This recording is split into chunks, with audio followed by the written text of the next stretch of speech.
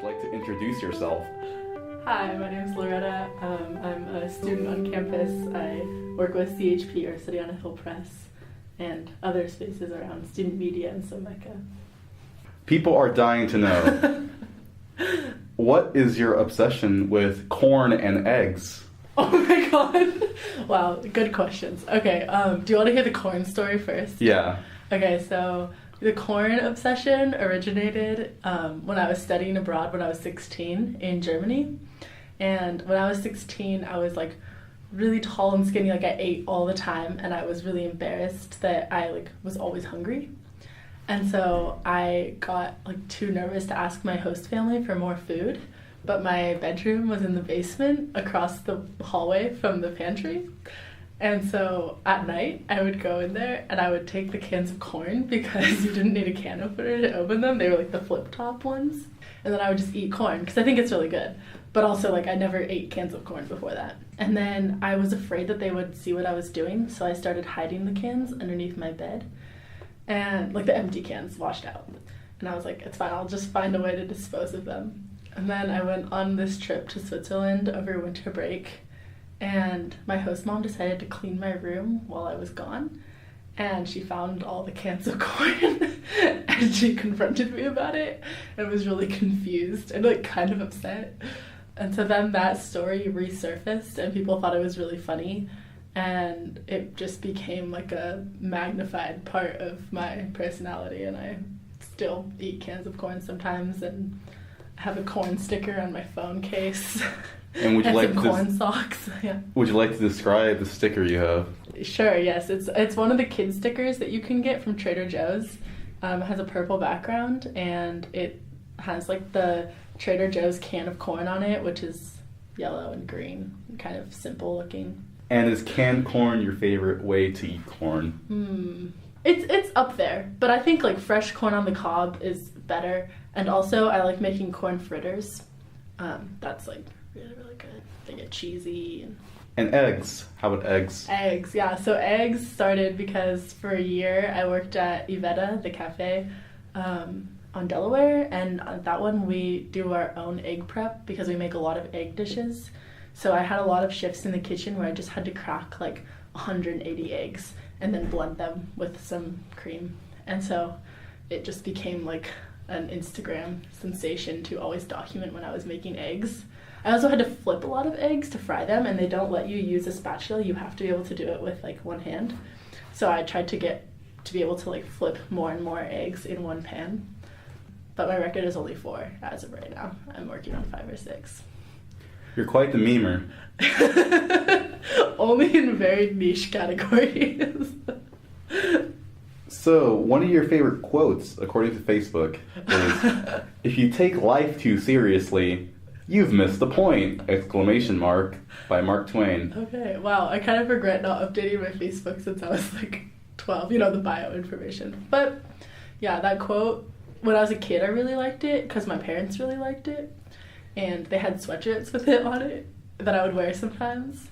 And I think it's true at a certain like level. Like, we are pretty small in comparison to the entire world, and so if you like take everything that you're doing so seriously and like put that much weight on yourself, then like you're not really living. So yeah. And the other quote you have on there, "Well-behaved women seldom make history." Winky face. Wow, I can't believe I agreed to this interview. I don't know why there's a winky face. I think that was just middle school.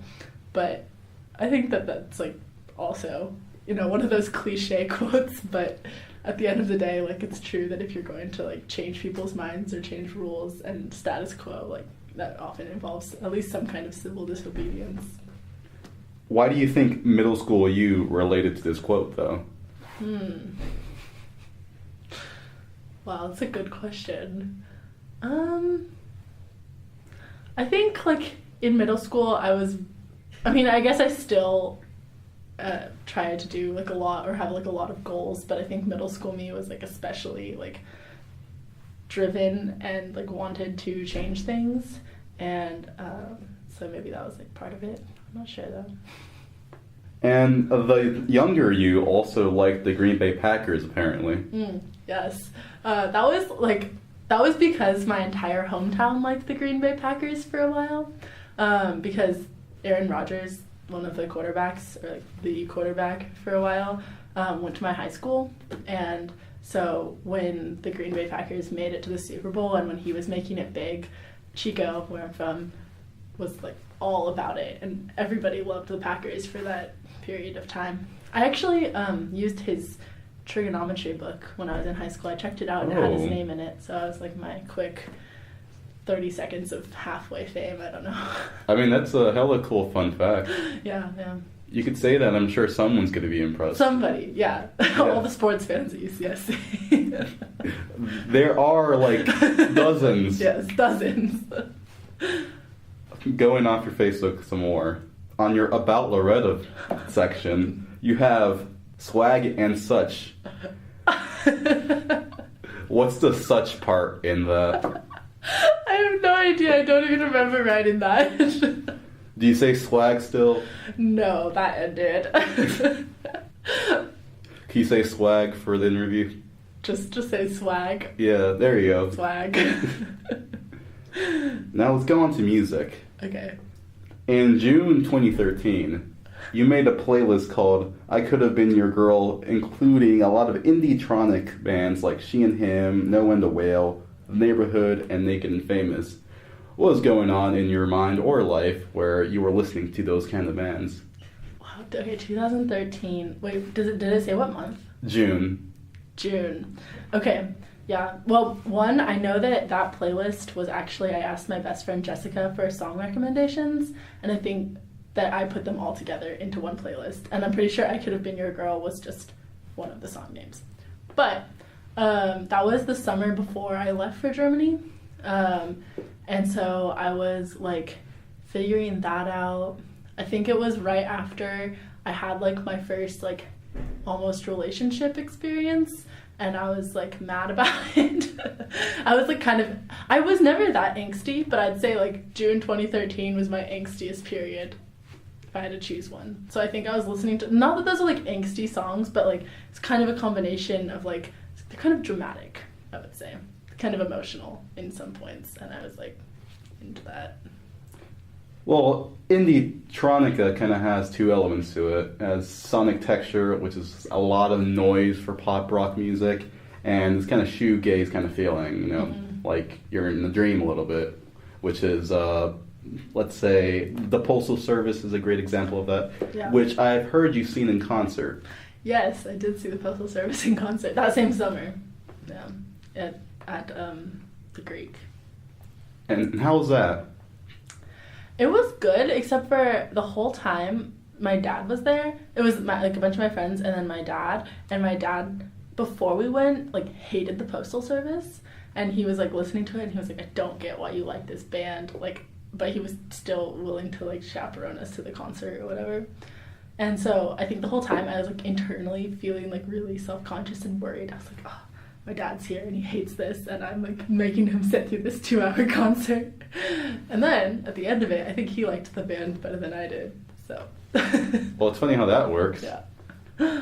And a lot of bands nowadays that you still like the 1975, kind of have that dream aesthetic. Mm-hmm. Do you usually find yourself wandering in your mind a lot, or just kind of thinking, or? Yes, definitely. I'd say a lot of my music is like that, or it's either like the like dream aesthetic, or it's like on the like folk or just calmer side, because most of the time when I listen to music, it's like while I'm working or just while I'm like thinking and want something mellow. And in 3 words or less, how would you describe your reoccurring mood throughout the day? Excited, thoughtful, nostalgic. Nostalgic for what? Different things all the time. It depends on the season or like what's going on. I think in fall I get really, really nostalgic for my childhood, and I like will just walk around and think about like snippets of scenes from like being in, you know, 3rd or 4th grade, and my house and school and like just where I'm from. And then other times of the year I'll be nostalgic for things that were just like a few years ago or something like that, whatever's kind of on my mind. Do you have a particular third or fourth grade or elementary school memory that pops up in your head every once in a while? Yeah, but it's not like a super standout story or anything, but I'll just picture like coming home after school, and my house is really colorful at home. Our kitchen is like butternut squash orange, just to set the scene a little bit. Our living room is like a deep purple. And so like being in that area and eating like chocolate chip cookies or mini bagels with cream cheese and apples and cinnamon on them, and just like being with my mom and my sisters. Also butternut squash soup and chicken pot pie and like warm meals at night. Do you have any fun memories with your friends from that era? Yeah, so in third grade, my best friend and I were really into planning themed parties, but we were very like detail oriented about it. So we would make these scheduled parties where like it was like 3:05, like guests arrive, 3:07, like icebreaker game. Like we were basically facilitating events, but we called them parties. And all of our nerdy friends liked them, I guess. But we would have like St. Patrick's Day party and then like random themes. And those were a good time. And you've been to a number of places that I would consider wilderness-based, like Lake Tahoe, Lake Almanor, Meeks Bay Tahoe, and Pinecrest Lake. Yeah.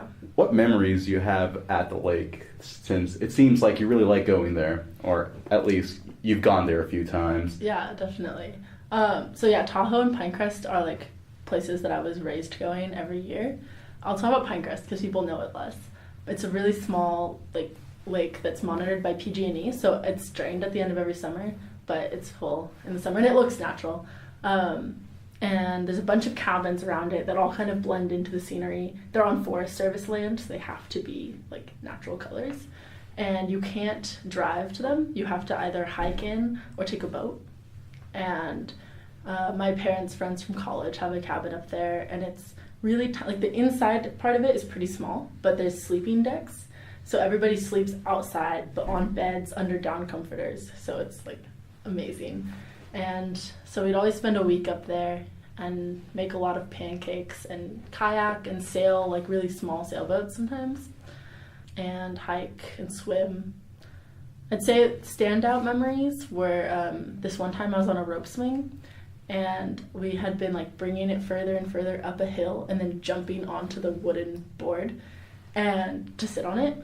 And I'd done it several times, and then one time I missed, and so I was just hanging on by my hands, and I fell from like 25 feet up into the brush below, I guess.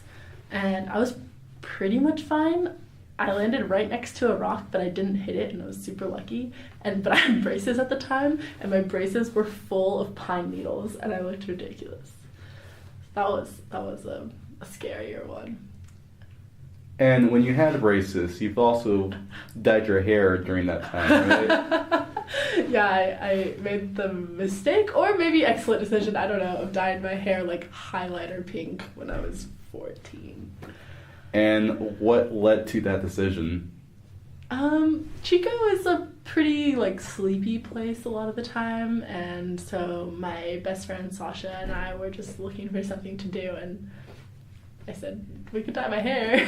And then we went to the nearest CVS. We walked to the nearest CVS and found some hot pink hair dye, and we're like, this is it. And I don't think either of us expected it to turn out as bright as it did, but it did. You say you grew up in Chico, though if I think correctly, you were raised at least a little bit in San Francisco?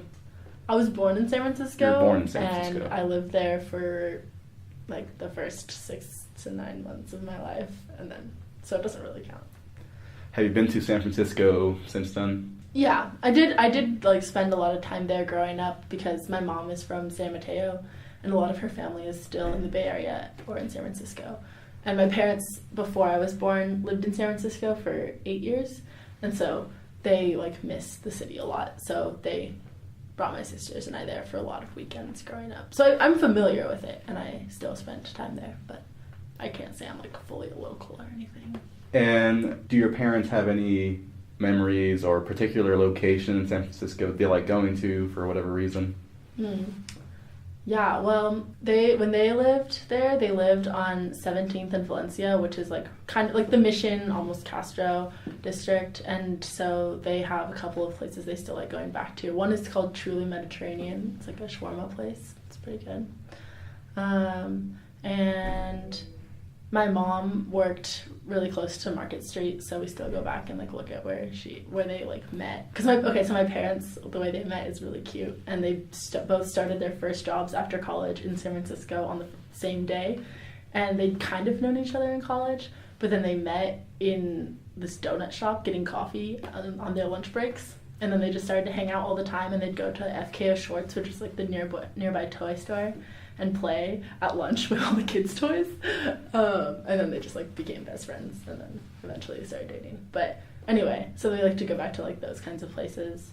And then my grandma grew up in the Presidio, and so sometimes we'll like drive over there and look at like the old houses that she grew up in. Well, that's a cute romantic story between your parents. Yeah. How about you? What's your ideal like romantic date? Ooh, ideal romantic date. I really like things that are like outside, like picnics or long walks. If there's like mountains or the ocean involved, it's especially good. And then having like deep conversations, or like I'm kind of nerdy and I love checking questions in like groups, but I also think it's cool when like in my friendships and in like romantic relationships, doing like check-in questions is really nice, because sometimes you like find out things that you wouldn't have otherwise. And would you say any date you've had has fulfilled that criteria? Yeah, I think so. I've been on dates recently that have been like nice romantic walks and things like that, and like going to the lighthouse over on the east side, and yeah, like walking through the harbor. And how do you prepare for dates, since they could be kind of nerve-wracking? Oh, half the time I cancel like an hour before. Okay. That sounds terrible. That's like only if I'm feeling really anxious about it, because it's true, they can be like a lot of energy. But if it's somebody that I'm like comfortable with, then normally I'll just like, well, one, I'm not as worried about it, and then also like I just kind of like, it's like jumping into a pool or something, like where you're like, I don't know, and then you just do it, and then it's like fine after a couple minutes. That's how I do it. I haven't been on any mostly terrible dates. Well, since you bring it up, would you like to tell the story of this terrible date? Well, I wasn't even thinking of a particular one, but I could probably come up with something. Well, okay, I'll tell a funny story from high school. This was that month of like me being like just kind of like trying to rebel but not being very good at it. And there was this guy named Chris, and he and I had like gone to prom together, but it was not a very big success. But we still decided to hang out after that. And I lied to my parents. I told them that I was going to the movies, and instead we went to this like big dome church, and it's like a huge dome. It's kind of a cool looking building, and it was like the cool thing in high school. Like I said, Chico's kind of a boring place, or like a sleepy place. It's nice, but anyway, it was the cool thing to go and like climb the dome. So we went there and we tried to climb the dome, but I like wasn't strong enough to get up the first part, which everyone still teases me about today. So instead we like went to this other roof that was nearby, but it wasn't a dome roof, so it was less cool. And we just had like really awkward conversation for a while, and then he like kissed me, but I didn't turn my head the right way, so I just kept like, my head was like against the concrete, and it was like just the most awkward first kiss I've ever had. And yeah, it was like not the most successful date, and I don't think we really hung out after that. Also, my parents grounded me indefinitely. So that sucks. Yeah. I'm assuming it's been better since you've grown up, right? Yes. Well, that's good to hear. Well, thanks, Laretta. Yeah, is that the note that we're ending on? That is, I think that's a pretty good note. I don't know. Yeah, it's fine with me. That's a highlight. Well, would you like to plug anything in? Oh, like related to what I'm doing on campus or anything? Well, I'd just say you should all read City on a Hill Press and pick up an issue every Thursday, because we work hard to monitor the university and bring you important news and stories. And the website?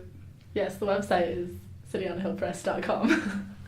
Cool. And you can find Laretta on Instagram On Instagram, right? Yes, so my handle is Laretta Spaghetti. Well, cool. Hope you have a good day, Loretta. Thanks, Dustin.